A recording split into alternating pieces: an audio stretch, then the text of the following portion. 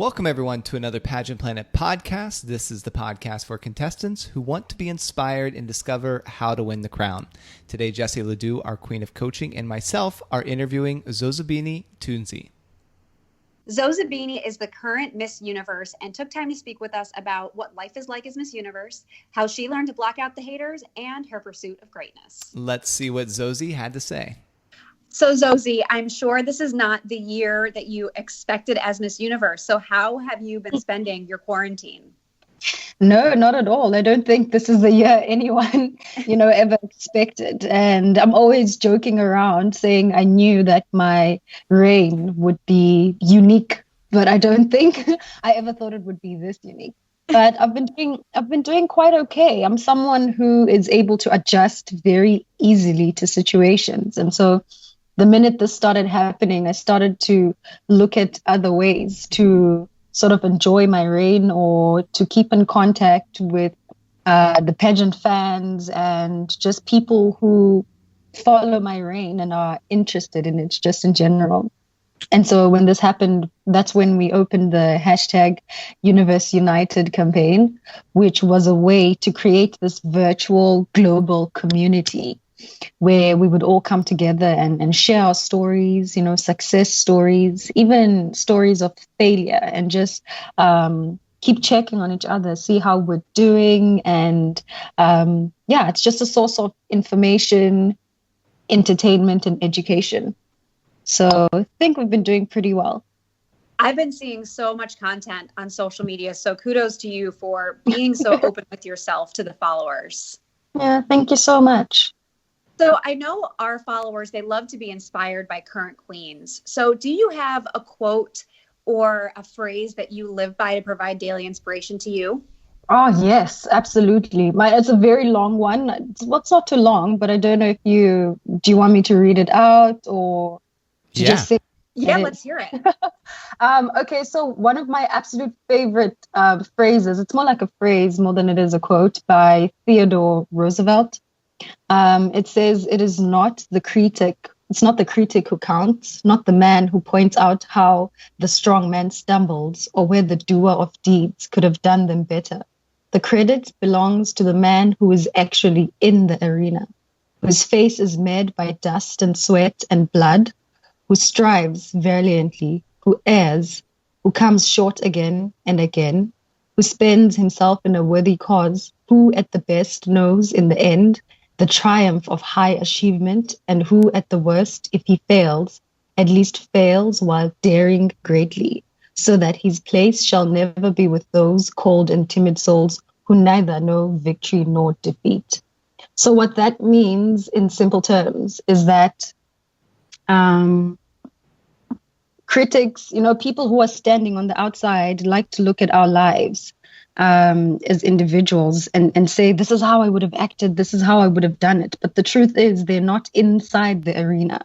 They are not us and they are not in our lives. And so they cannot dictate our lives and how we should do things.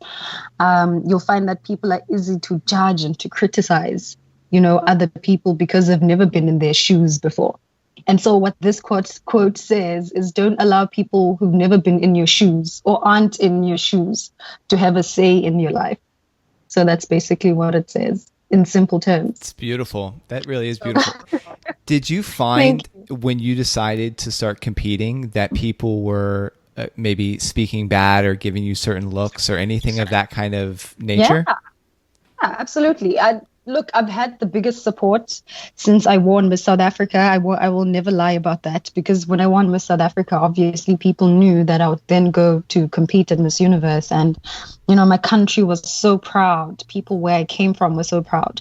But there were also a lot of naysayers who, didn't understand how or why I won. I think mainly because I didn't have what has been thought for a very long time to be a pageant look, which, to me is still very crazy because, pageantry is about beauty and soul and empowerment and intellect.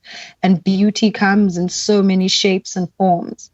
And so at first I was taken aback because the people who said that my beauty was not a beauty pageant beauty, we're very mistaken because there's so many women who look like me, and those women are beautiful too. It doesn't have to be a certain type of look. And so because of that, yes, I did have a lot of people who said I shouldn't be where I am. I don't deserve to be where I am. Wow. I still have a lot of people even now, who say I don't deserve to be where I am. But like I said, those people, they don't matter because they're not inside the arena. They're not me. They are not living my life. And so I don't really give them space in my life to bring in their negative energy. So and maybe you're just not like me at all, but sometimes sometimes that negativity will get to me. And yeah. I have like little habits or mantras that I do in order to overcome it. But what do you do when people start getting inside of your head and you have those critical voices going on? Yeah, it's only human to actually feel, because when you read something horrible about yourself or when somebody says something mean to you, it does get to you. But I think my coping mechanism is, like I said, I've had so much support from so many people. And my story and my win has meant so much to so many people. And so I think I look at it that way. I try to focus more on the positives because it's just a few percentage of people really that aren't as supportive.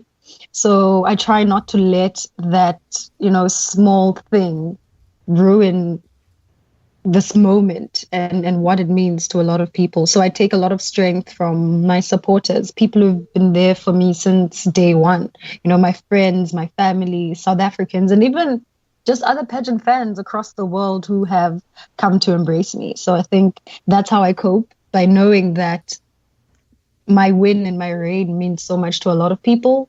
Then I don't give a lot of attention to the naysayers. Because the truth is, we're always going to have naysayers. Not everybody's going to like you, I'm not money, is what I always say. I'm not money. That is great. Yes. I'm going to love me. And you know what? There's even some people out there that hate money. So, there you go. Know what? If money can't win, then no one can. No one can. So, yeah. Well, those naysayers, from my perspective, they're crazy, because you are the ideal Miss Universe, in my opinion. You are stunning. You stand for something powerful, and you're a great representative. So I love that you look forward and you don't let those negative bystanders get to you. So kudos to you for working through that. And my pleasure. What else I've realized about it is that people who are negative, usually on the internet or on social media, and cyber bullies, it's usually people who have gone through some things in their lives as well. People who've probably been bullied, or people who've never received a certain amount of love. And so when somebody attacks me on social media, sometimes I feel for them a little. Because I'm thinking, what kind of childhood could you have had to be this broken of a person? And so usually when I do respond, sometimes to critics, I try to do it with the utmost kindness, because I don't know where that person has been. And so instead of lashing out, I usually do try to speak to someone in a way that educates them, about how to handle situations and how to interact with people who are different from you. So, yeah, it's different ways. That's how people become bullies. And so I like to always say, when we have children, we should try to groom them with as much kindness and love as possible, because if they don't lack in love, then they become warm and kind people. I think that I'm the person that I am today because I grew in love and compassion and warmth from my parents and my family. Because they loved me, I'm able to love myself and to love others as well.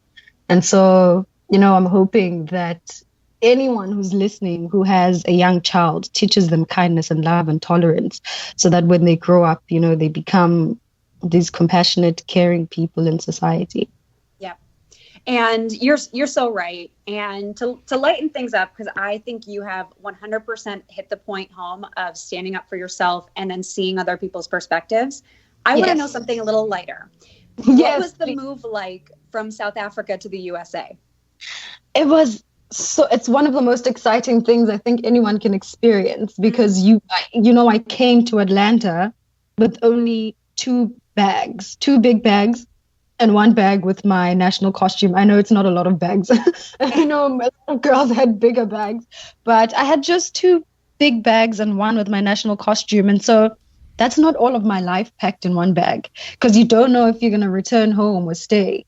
And so it was just that exciting feeling of, oh my God, I'm actually staying. I'm not returning back home.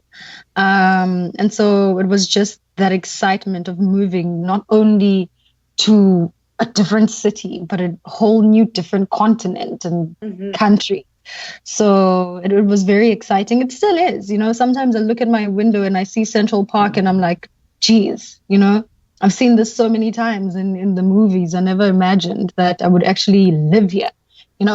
I'll walk with Chastity. Sometimes we like to take walks, especially now we'll walk through the park and we always say, oh my God, we live here. Which is, it's something that we quite share about the excitement of New York City. But it's been an awesome move. It's a great change from where I come from. But I definitely do miss home. I do miss home, but I love it here too. Oh, like my wife and I, we went to South Africa 2 years ago, and it was really amazing. Where did you go? Well, we went to Johannesburg, like where we flew in, and then we went to a resort. Oh, I don't even remember what city it was in, because the driver just came up, because we spent like 2 or 3 days in Johannesburg, and then we went around to several of the nurseries. Oh, that's so perfect. Did you go to Cape Town? Because I know a lot of tourists will go to Cape Town. A lot did. We didn't. But we were there for the wildlife. So we found a resort that was like in the middle of all these different excursions or whatever. Do you know what's funny? I've never been to see all the animals and go to a resort and do all that stuff. Well, I mean, well, you probably take it for granted because it's right in your backyard. Yeah, it's right there. True. Yeah. Well, it's like, True. I mean, I've never been to the Statue of Liberty, but I've been to New York like probably a dozen times. Okay, makes sense. Yeah. But I'm curious, when you're here, do you have to get like a working visa? Because you're here for a whole year. Or how does that happen? Yeah, so you get a working visa for a year. It's like, it's an O1 visa. Okay. Yes, so that's the type that we get. And it lasts for a year, I think, the whole time that you're here. And then, you have to get one. Otherwise, you can't get paid or do actual work. Yeah, which is not good for anyone. So what's the biggest difference for you about living in the United States versus living in South Africa? What's like one of the big things that sticks out? South Africa is super diverse. And something that I've actually seen about New York as well. New York is quite diverse, but I don't think as much diverse as, South Africa and where I come from will ever be. Because there we literally have 11 official languages, which means almost 11 or more different cultures and ethnic groups. So it's just like quite vibrant in that way. And, I walk out of my apartment in South Africa and I'll hear 5 different languages from, 5 different people. And that's just how different it is. And I think people back home are much friendlier as well. Not to say people in New York aren't, but like... They're not. They're not. They're not. It's okay. I didn't want to say it. Leave us alone. Jesse lives in New York. I did not want to say it, but people in New York are minding their own business. Everyone is always in a hurry. Yeah. They're in a hurry to get to somewhere. People are always busy. And I think that's the major difference in South Africa. It's much more friendlier. Like we greet each other when we pass each other on the roads and small things like that. Yeah. But, yeah. You get that in smaller cities. And like where I'm from, the population was like 7,000 people, and everyone knows everyone. So it's a lot more friendlier. What's the friendliest city in America? Ooh, I don't know. I'm going to say Belpre because that's my hometown, Belpre, Ohio. That's where you're from. Yeah, that's where I'm from. I'm going to allow your bias. That's okay. Thank you. So what's it like living with the other queens? I mean, I know Kaylee, she kind of comes in and out on the weekends before quarantined. Yeah. But, what's it like living with them? Yeah, Kaylee comes in once in a while because she's a student she goes to college. So she doesn't really live here, but will come when we're shooting something or when she has work here.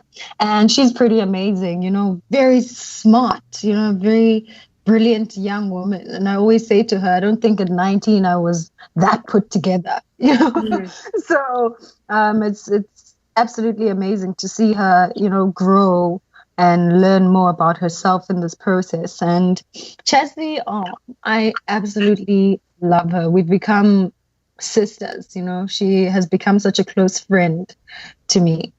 We spend a lot of time together, especially during this quarantine life, because we're stuck together in this apartment, and we've kind of grown to know each other even more. We actually got along even during the competition phase when we were still in Atlanta. She was one of the people that I really gravitated towards and enjoyed. She was actually one of the first contestants I met, if not the first contestant I met, because I came to New York in September when I was still Miss South Africa. And I met up with Chesley, and she was cool. And so moving in with her was not a difficult process. We get along like a house on fire. Never heard that saying before, but it might be a new one. Gosh, Yes. that's two. Okay, I'm not money, and we get along like a house on fire. Yes. Okay. All sorts of pearls of wisdom. So, Zozi, it's no secret that South Africa has been a powerhouse at Miss Universe in recent years. And was there increased pressure around your performance at Miss Universe to uphold that standard? Oh my God, yes, absolutely. Because again, Demi had won, and then after that, Tamarin, came first runner up, and then I was like, oh my God, this is intense, because people would keep reminding me there as well. They would keep asking me exactly what you're asking me. So how do you feel? Do you feel any pressure? At first, after I won Miss South Africa, I didn't think about it that much. And I was like, fine, until obviously I got there and I was like, oh my God, South Africa has really become quite a big deal when it comes to pageantry now. And I remember thinking, you know what, I just want to place. Please, God, just like if I place, that's going to be enough. At this point, doesn't matter if I win or not. Because can you imagine if I didn't place? I was like, oh my God, it would be like she didn't even place. So, You'd have to.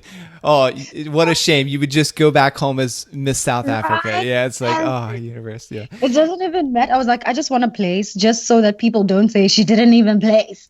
But so I placed, and then I just kept on moving on to the next round, to the next level. By the time I got to top 5, I was content. I was like, it's fine. Right. It can end here. I will have done more than enough. I would have stood for what I wanted to stand for. I think the most important thing for me was to get on that stage and make a statement. Yeah. And make sure that people heard what I wanted to say, make sure that my voice was heard.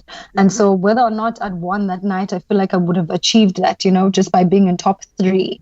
My message would have gone across, but obviously winning is the goal. Everybody wants to win, because it just makes everything better. Well, so why do you think the sudden shift in South Africa of why you are doing so well? Like, did something change in the organization over there? I honestly don't know, because here's why I don't know. I wasn't somebody who followed Miss Universe that much in the first place. I think I started catching up maybe when Pia won, especially after that whole thing that we no longer speak about now with Steve. Right. So I think that's when it became so popular, and then I think I started paying most attention to it. But I haven't been keeping track of, the South African queens. I know that women in South Africa are amazing. We come from a beautiful history as a country, and I think it has groomed who we are. And I think one of our strongest points as South Africans is that, like I said, we come from such a diverse country. And because of how diverse we are able to fit in anywhere we go. You can never put a South African in a place and they won't fit in, just because we're used to that diversity. We're used to having an understanding of different people, how people function, how they work, how they think. And so I think that comes to our advantage. And it's just we come from a strong line of incredibly strong women, and so I think it has rubbed off on us. And I think when we get to Miss Universe, we don't change that about who we are. We're very firm in the things that we believe in, and maybe that's why I honestly don't have an answer for you. But I think I think that's what sets us apart from other people. So you didn't follow pageantry before getting involved, and you're already working as a model. So like, why did you decide to start competing?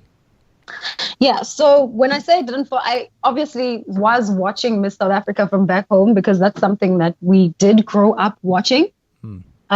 Just not international pageants, because for one, growing up when I was younger, I don't even think we had a TV channel that broadcasted Miss Universe, or if it did, it was available to a certain percentage of people, and a lot of families didn't have access to that. So I think that's why we weren't exposed that much to Miss Universe or any kind of international pageant.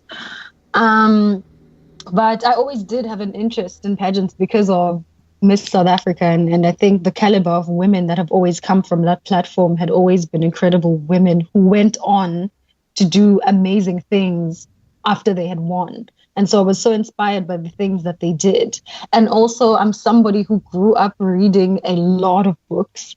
And the books that I read, it was books about people who did magnificent things in the world. I'd read about the likes of, Nelson Mandela, Stephen Biko. I'd read about Maya Angelou. I'd read about all of these people from across the world who were larger than life.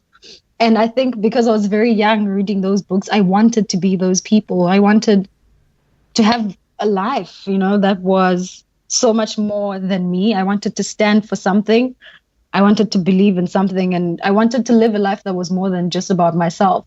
And so I think when I was younger, I didn't know how that would happen. I didn't know how I would pursue that, but I knew that it's something that I wanted to do. And then I soon learned about Miss South Africa and the platform it afforded women. And I was like, that's it. That's what I'm going to do to get the platform, to use my voice and speak about things that I feel are important in society and in the world. So I did Miss South Africa because of that.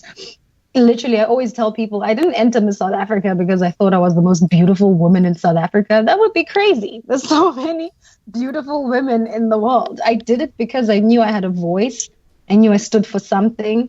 Of course, I looked in the mirror and I saw beauty. I was like, you know what? I'm beautiful. I'm smart. I'm intelligent. I stand for something. And I think that this is a platform that I can use to tackle those things. And so I entered Miss South Africa, and then I won Miss Universe, which became even a bigger platform than I'd ever imagined in my life.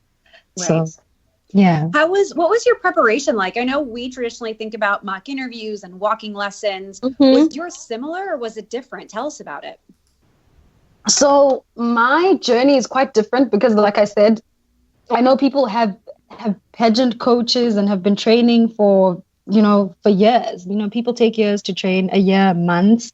For me, I was an intern at Ogilvy, an advertising agency. And I decided to do Miss South Africa, and I didn't have any pageant training prior to winning Miss South Africa. So Miss South Africa has a pageant coach, like a resident pageant coach that's already there. So the minute that I won, obviously I'd started working with him, but I didn't get to work for a very long time with him because I only had 2 months as a Miss South Africa before I went to compete for Miss Universe. And so I think I maybe might have had about 2 catwalk classes ever in my life. Stop I had 2 it. classes. That is amazing. Casual. Yeah, casual. Only 2, and then crush the. And then obviously we do interviews as well by watching, how other people conduct themselves.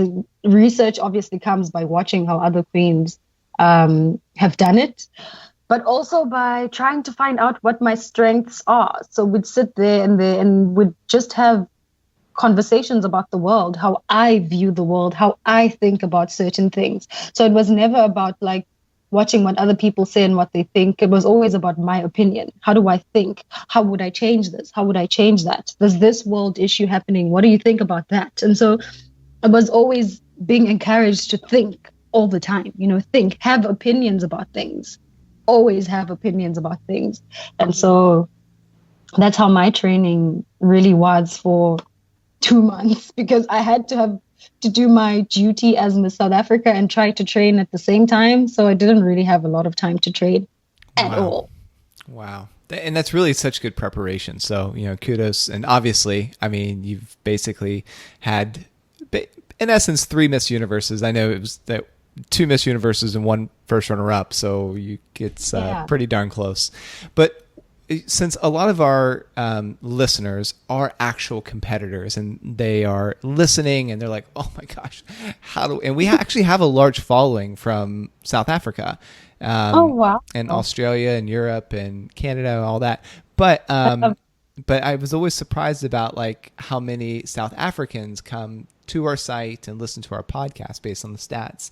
But what would be your advice? Wait, how is that? Has it been for the past few years, or has it been happening for a very long time that South Africans are following? I would say it started happening. It was about 4 years ago, maybe 4 or 5 years ago.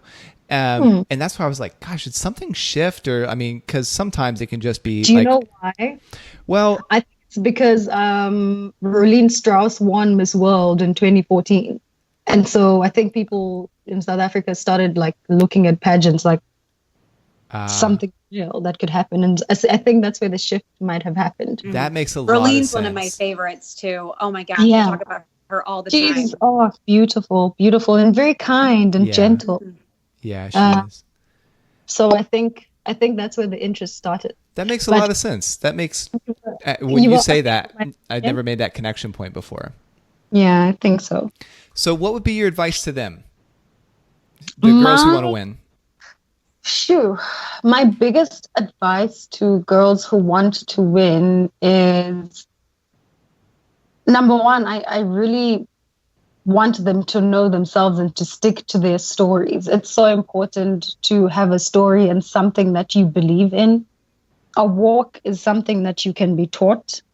Fashion, how to dress is something that you can be taught. Makeup, hair, those things are very teachable. And so I want them to know that that is not like the most important thing that they need to be concerned about. Yes, they need to be concerned about it because it's important. How you look comes as part of the package, but they should remember that it's easy to learn. What they cannot be taught is what they stand for. You need to always stand for something. And like I said, always have opinions about the world. And I think what I want to remind them about as well is to know that there's no right or wrong answer when it comes to our opinions. So one thing that scares us when we go into interviews and we start speaking to people, we start thinking, what if I'm wrong? These people are looking for your opinions. What do you think about certain things? And can you stand for it? Can you stand by your opinion? Can you explain why you feel the way that you do? I think what I want to also tell them is to be aware of current events and what's happening in the world. And as much as you're not going to get there, and they're not going to ask you about who was the first president ever in the world of any country, they shouldn't worry about things like that, but they should know about current events, what's happening, and should be able to have an opinion about that as well. My biggest thing is that when you walk into an interview room, always remember it's a conversation. What usually puts people off is that when people walk into an interview room and meet judges for the first time, they're like, oh my God, I'm being judged. The judges are not out to get you. They just want to get to know you. So think of it as a conversation that you would have with your friend in your living room, so just have a conversation and always remember that this is an interview for a job. The real work comes after. So you have to be passionate about this. You have to stand for something and treat this like you would treat any other job interview. If you're going to a job interview, you research about the place, you research about what's important to it, because what your organization is looking for, whether it's Miss Brazil, South Africa, or Colombia, they are looking to hire somebody who is going to be a representative of the brand. So what they want to see is, can your brand align with their brand? Can you be the spokesperson of this brand? And so treat it like an interview. Do your research, find out about the organization, find out what they stand for. See if your goals are aligned with the goals of the organization and try to speak to that. Sell yourself. Basically, it's like walking into an interview and saying, listen, you need me. You need me for A, B, C, and D. So it's literally just about selling yourself and being honest in doing it, because people pick up when you lie. People can pick it up so easily. When you try to be something you're not or someone you're not, they pick up pretense very easily. So I know it's very cliche, but walk in as yourself and try to impress them as much as you can.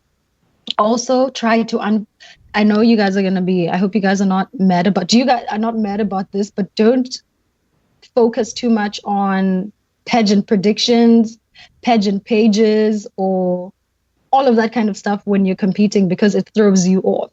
You know, fans come in and they have their top favorites and they have their predictions, which is okay. It's very fun for us who are watching and are not competing. But for you who's competing, stay away.